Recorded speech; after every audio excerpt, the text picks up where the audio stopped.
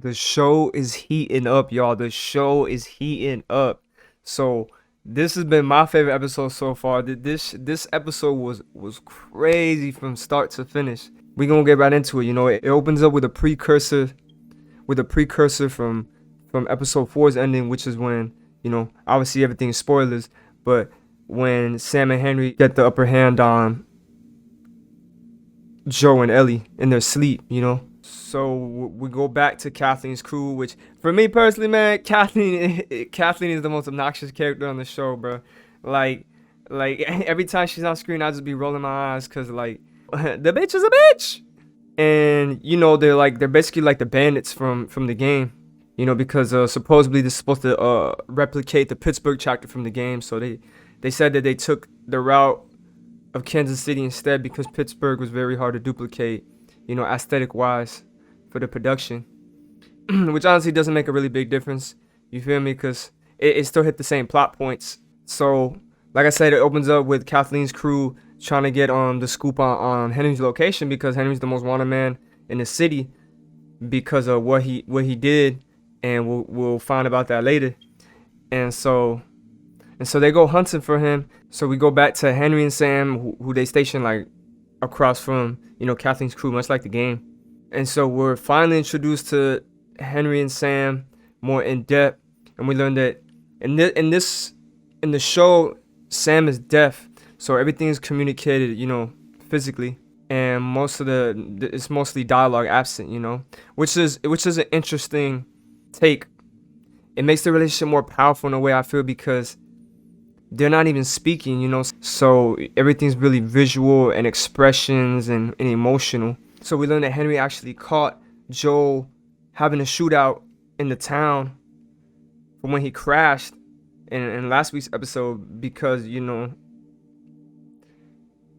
he's actually held up right down the street. So he learns that Joe is a menace. This is the dude, this man gets shit done. You know what I'm talking about? So it hatches that idea in Henry where it's like, this is our ticket. This is me and Sam's golden ticket out of here. So he hatches his plan, waits till nightfall for Joe and Ellie to fall asleep, and then him and Sam creep up on him. Boom. Now we back in present time. So after they learn that, they're no threat to each other, Henry relays his plan to Joe, basically saying like, listen, I'm incapable of being overtly aggressive, but I know you carry those quality traits, and I need that. And you don't know your way around the city, but I do. So we should put two and two together. You know what I'm saying? I guide us the way, and you clear the way. Simple as that. That's his proposition. Of course, as we know, Joe takes it upon him. So they go about their ways, similar to like the game where, same shit. Henry lays out the map, shows Joe what they doing. They agree to it, and they set out. And what we get is a really stripped down version of what happens in the game. But of course, it's kind of like a book. Books and games are similar in a way that they can go very in depth on subject matter, into characterizations, into scenarios, and just all types of little nuances that you wouldn't get in a film because time constraints, obviously. In a game, you could fuck off and do whatever. In a book, they could fill 100 pages with nonsense, you know what I'm saying? Or kind of like an anime where, like Dragon Ball Z, they drag the Goku and Frieza fight out for like 8 episodes, you know what I'm talking about? Because they can, you feel me? But when you're talking about a big budget show, a big budget movie, like there has to be a lot of cuts. So pretty much they get to the tunnels with no conflict. So similar to the game where we had Ish and his finding of the underground tunnels and the sewers, and this whole like little community underground with kids, and everything was covered in paintings, and they had all these toys and things strewn about because they were trying to raise the next generation. Similar to that, the crew, Joe, Ellie, Sam, Henry, they come across this painted doorway with all these walls coated in art, which obviously sets them off like, yo, what the fuck's going on? And when they get in there, similar to the game, it's empty, vacant, everything's gone, shit's already happened. But unlike the game, there again, no resistance. So it turns out Henry was right. There's no infected, there's no clickers, there's no nothing there. It's just them. So they take a little breather. We got a little character development between Henry and Joel in regards to their motivations. And earlier Henry confessed that, and earlier Henry lied to Joel, telling him that he never killed nobody, but then he confesses that he has. And so we get a bombshell fucking confession from Henry. Like I said, after him and Joel sit down, have a conversation, you get a little character development, and we learn why Henry's the most wanted man in the city. And it's because Sam was sick, and the drug that he needed was obviously a scarcity. So the only way he could get it is through Fedra. But Fedra wanted Kathleen's brother. So it was established earlier that Henry was a rat, which is one of the reasons why Joe didn't want to work with him. The ratting stemmed from him giving up Kathleen's brother to Fedra so he could get drugs and medicine for Sam. So he gave them up. They killed Kathleen's brother. And then obviously Henry was able to, take care of Sam. So now we understand why Kathleen is out for blood and why everybody's on his ass, and why Henry was kind of hiding it from Joe, and why he's just like, on the fucking edge. Like, you know what I'm saying? Like, the dude has to look over his shoulder all the time. Like, he's some deep shit. So, yeah, crazy revelation. So after a moment of silence from Joe, he decides he's heard enough, and they head out. So they manage to get out of the sewer system. Similar to the game, they find themselves in the town. Again, all quiet, no resistance. But they walking around, they talking, chit-chatting, and out of nowhere, bop, bop, bop, bop, bop, sniper fire, right? They drop to the ground behind some cars, right? Just like the game, right? And then just like the game, Joel decides to go around and get the drop on him. This episode for me was like my favorite one so far. Not so much because the gameplay relevancy, like I don't really care so much. Like in the beginning, like your brain, since I played the fuck out of Last of Us, like RE4, like I played it so much, like I already know all the beats. So it's like when you see scenes from it, or like scenes that are relevant to the game, your brain is just like, oh cool, game, okay, I got it, yeah, I get the reference. But I like the fact that they deviated from it, because it keeps me on my toes. I like not knowing what might happen. Obviously, the end goal, but the journey from there, from the beginning to that point, is the interesting part. And I like the way they're really going about it. And this episode had a lot of characterization, a lot of emotional depth, very powerful. And then so this whole area right here in the town at night is just crazy, man. So Joe makes his way behind a sniper. It turns out it's an old man, and Joe doesn't really want to do it. So he's hesitant. So he tells the old man, yo, just drop your shit and I won't kill you. But there's no communication. Old man don't say shit. So Joe's already like, oh fuck, I already know what time it is. So old man pauses for 2 seconds. Boom, immediately turns around and blow Joe's ass away, and Joe just domes him. Simply put. But then the shit hits the motherfucking fan, because we find out that the old man has a radio, and on that radio is motherfucking Kathleen. And they're literally on their way right now, like just a few blocks down. And that's when Joe has the oh shit moment and starts yelling at the crew from the window, like, run! And then Kathleen's crew comes hauling down the street, plowing everything in their motherfucking way. And this big truck, like think Plow King from like The Simpsons, okay? Think like that, right? This motherfucker is just in the front, bulldozing everything out the way. Whole time Joe is taking pot shots from the window, right? He takes like multiple shots, right? At the very end, he finally domes the driver. Truck swerves into a house nearby, and I can't recall if it was a gas leak in the house, if it was from the car. But regardless of that, car fucking blows up, right? But it gives the crew enough time to to hide amongst the wreckage. Because it's pretty much the same layout of the game. Like, think just the game, the town chapter from the game, the suburbs, but at nighttime, which is, again, a cool twist. Because when they went to the sewers, it was daytime. And I was like, damn, that's weird. Like, you'd think they would execute the game plan at night, because it just makes sense, logically speaking. But they went during the day, so by the time they got to the suburbs, it was nighttime. So it was a little flip on the game, which I thought was a little interesting turn. But it worked out, because I feel like it added more tension, more atmosphere to the climax of this episode, which we're about to get into right now. So like I said, after the truck blows up, it gives the crew a little time to scavenge and hide around. So they regroup like at the corner of where Kathleen's crew stationed at, because they all just park in the middle of the street, get out, and they're walking to to Joel's direction, you know, screaming for Henry, like, give this motherfucker up. Like, Come out, Henry. Come out, Henry. Henry, we know you're there. and to be honest with you, I didn't think it was gonna go down the way it did. But Henry gives himself up. Like, he yells out. He tells Ellie, grab Sam and take off. So Sam comes out, and I'm like, yo, what the fuck are you doing, Henry? Kathleen has an actual emotional moment, which is interesting. She also had one previously. There's another scene I ran past because I'm not trying to get into every little detail. I'm not trying to make this video so long.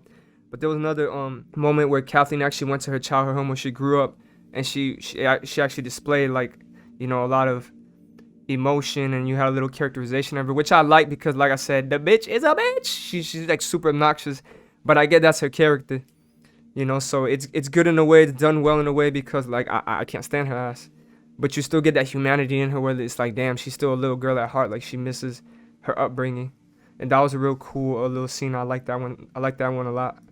So we go back to Kathleen and Henry's conversation, and then after Kathleen has her moment, she whips out the 5, puts it up to Henry, and right when she's about to dome his ass, the craziest shit happens, bro. That big ass explosion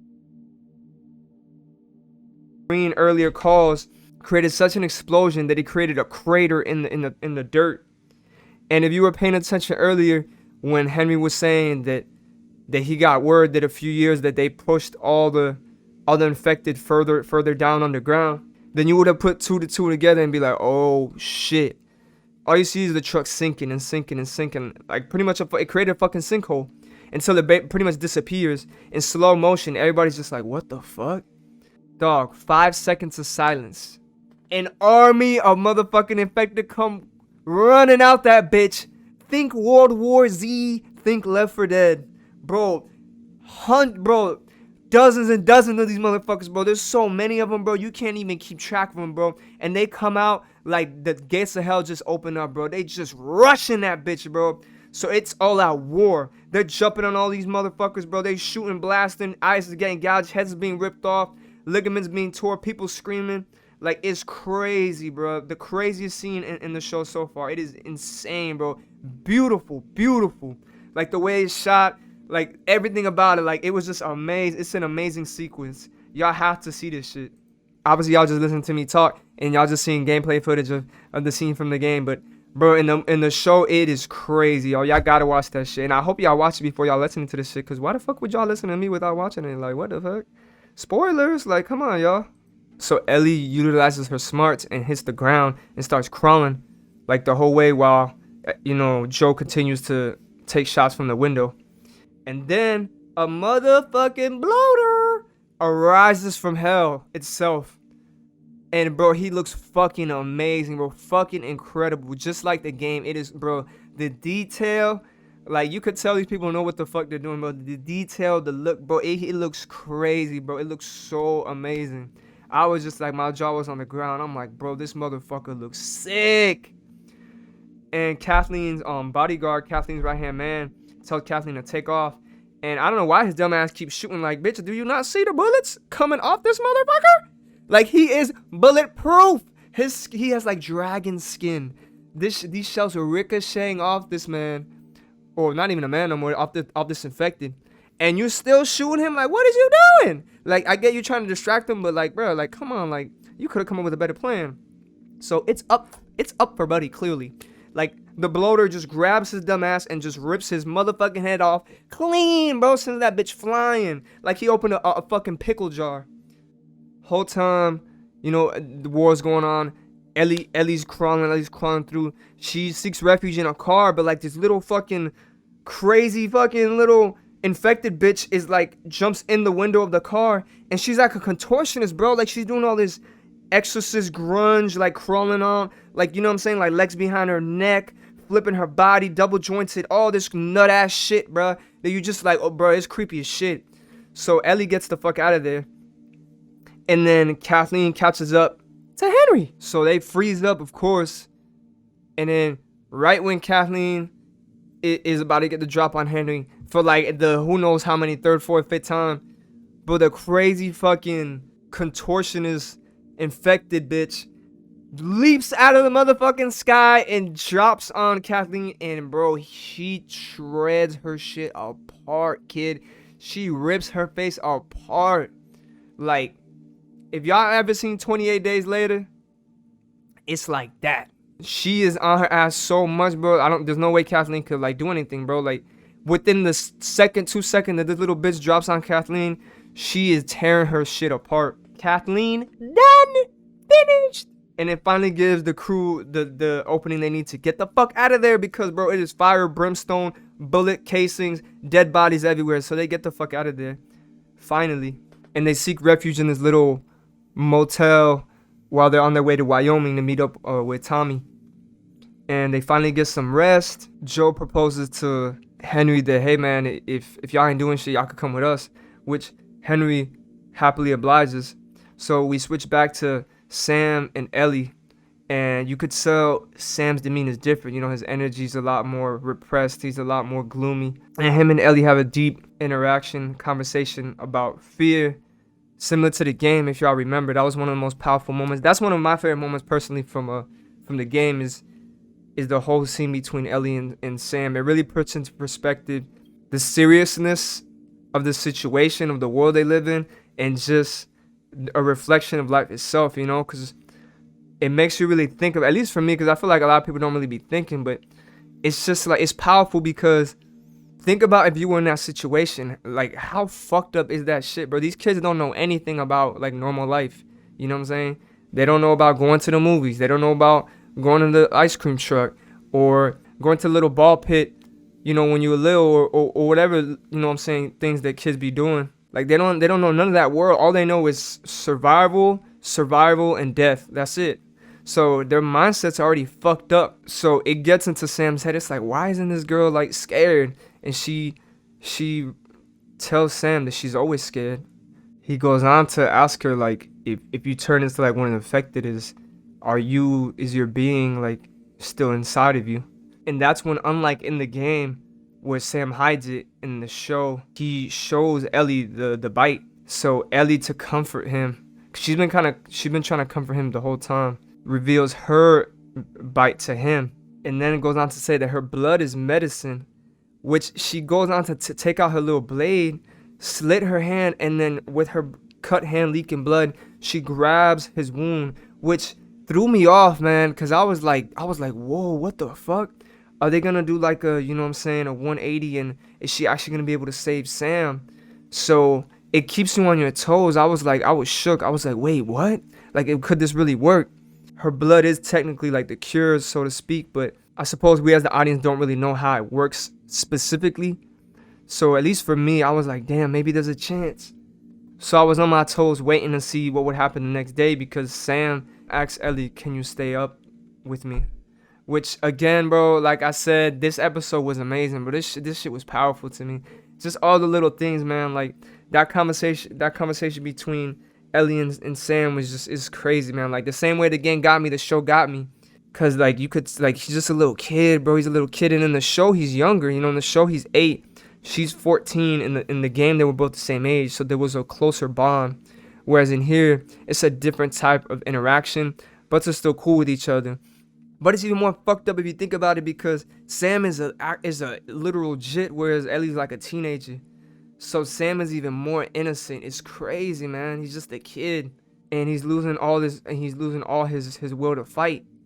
So his last request is, can you please stay up? Can you please stay awake with me? Which, damn, bro, that shit got to me, man. That shit had my stomach churning. At least for me, man, when it comes to little kids, bro, like, damn, that shit be getting to me, man, because they so innocent. So that was like one of the most powerful things in the whole episode for me. And then the next day comes, and unfortunately, man, Sam doesn't make it, man. He attacks Ellie, and fuck, man, they rush over to save him. Joe wants to jump on Sam, of course, to save Ellie, but then Henry's like, no, what the fuck are you doing? And he pulls out the gun on Joel. So Joel just froze, and Joel's like, and Joe's just staring at him like I need to save Ellie. Like, what are you doing? But then Henry's like, no, you're not gonna hurt Sam. So they're both emotionally invested, man, because it's like, what the fuck do you do? Like, you know, that's his little brother. And then that's not Joel's daughter or relative or blood or anything, but he feels some obligation because, as we know, Joel is a broken man, a damaged soul, and he's trying to cling on to anything that he can manage to make survive. In this case, he couldn't save his daughter. He couldn't save Tess. And Tess was all he had left. Pretty much the last bit of humanity in him was with Tess. That broke him, but then he realizes that he really gives a fuck about Ellie. So it's in his brain and his instincts to protect her no matter what at all costs. Even though he has an obligation, a job to do, like I said, subconsciously over time, just like in the game, he's building this bond with her involuntarily. He doesn't realize because he has nobody. Just like Ellie has nobody, they have nobody but each other. And so it creates this powerful dynamic and this powerful conclusion where Sam and Henry, Joe and Ellie, man, Henry has no choice. He shoots his little brother, and then when he realizes what he's done, he freaks out. And Joe tries to calm him down, as we all know. It goes down just like the game. He blows his brains out, man. The interesting part is it zooms in on Ellie's face when he does it, so you see the instant trauma it creates on her. It's those little details that I think make this show so amazing, because over time we're getting to see how Ellie become this, however you want to call it, this force similar to Joe. We saw Joe from a regular working man with his daughter to becoming like a monster with morality, however you want to put it. And over time, you've seen the same thing happen to Ellie, especially because they're relative to each other. And similar, I believe it was episode 3 or episode 4. No, the last episode, episode 4, where it opened up with Ellie practicing with her gun. Like you're seeing those little details, you're seeing those character traits being implanted into her. About her, losing her innocence, becoming more sturdy, more hardened, more numb to the shit, and it gives her her actions more depth and understanding, because you see why she is the way she is. What I'm talking about? So I think that's what makes the show so beautiful, because it exuberates those same key details from the game, which is just like amazing characters, like a lot of depth, a lot of understanding. Like even when these characters are fucked up, like Kathleen, whoever it may be, like it gives them motivation, and it shows you why they are the way they are, and it doesn't just paint them in a complete bleak, one-sided black and white light. Just like real life, these characters are all gray. The morality is gray. Like they might seem good, but they have to do a lot of fucked up shit, and even if they do a lot of fucked up shit, there's still those glimpses of humanity where it's like, okay, this person's not a complete total psychopath for the most part. You know what I'm saying? And I was one of those people that was like hesitant at first with the girl that they casted to play Ellie, but I ain't gonna lie, this episode like sealed it for me, bro. I love the actress they got. Like Ellie is just the TV show version of Ellie is just phenomenal, bro. It's just like it's her and Joe are just like 1-to-1 of their game counterpart. It's the same character, and they really brought it to life on the show. It's fucking incredible, bro. Like I be dying to wait every week to see a new episode. This shit is fire. Another interesting twist at the very end when they bury Henry and Sam is, unlike in the game where Ellie lingered on their deaths and wanted to talk more about it, and Joe was hesitant and just kind of like, oh, we need to keep moving. The opposite happens here. Ellie takes a second to think, leaves his little notepad that they use to communicate with each other, and then just dips. And then Joel sits and lingers at their graves, and then Ellie in the distance is like, come on, we gotta go, we gotta keep it pushing. And right before Joe leaves, he looks at the notepad that Ellie left, and it says, I'm sorry. And it ends right there, man. They take off into the horizon, and that's the end of episode 5, man. Amazing fucking episode. My favorite one so far. Is incredible. Like the scene in the suburbs was just like, the scene in the suburbs had my jaw dropping. The way Sam and Henry were on screen, the way they kind of like twisted a little bit, it created that different dynamic was fucking amazing too. I think it made old things seem fresh, if you get what I'm saying. Because like I said, we know what's gonna happen, but they twist it ever so much where it's still interesting, And I love this shit, man. I highly recommend. If y'all ain't watching this shit and y'all just listening to people's reviews, bro, y'all bugging. Get y'all ass on the couch, on the bed, and watch the shit, man, from start to finish. Cause, bro, you missing out. Nasty.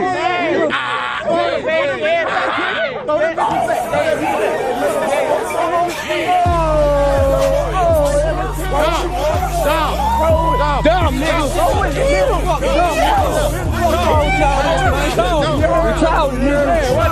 We got big tools. Big tools. Y'all got a lot of stuff. My niggas gorillas, bitch, they